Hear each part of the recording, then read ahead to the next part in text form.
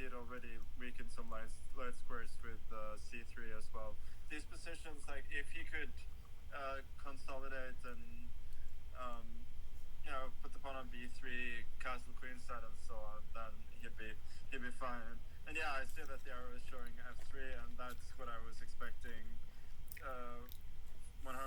I thought that it would be quite useful to force f3 to make it a bit harder for him to contest the dark squares on the king side, since the queen cannot go to f3.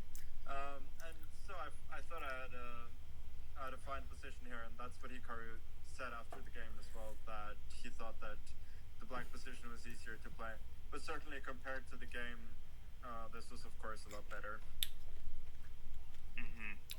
What about king takes e7, Magnus? What was your decision making behind choosing that over queen e7? That was a cool move.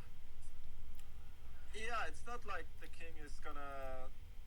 It's not like I'm likely to castle kingside regardless. So I thought it's nice to connect the rooks, and to be fair, it is quite a common theme in the Sicilian as well, that you take with the king. What happened in the game, by the way, between Karpov and Kasparov? Because I seem to remember knight takes e7. Oh, okay. Because I seem to remember some game where the knight was going to g4, and there was some move-by-move sequence that was fine for black. But I don't know, king takes e7 just feels it feels better to me, but I don't know. Yeah, the game I think was queen e7, g5, hg, rook h1, bishop h1, knight g4, bishop c1, and complications. Yeah. Follow. Something like that. Yeah, I seem to recall having seen this position before. You called it, Jan. How about the other positions? Do you know what game 1 was from, the Adam's Gambit?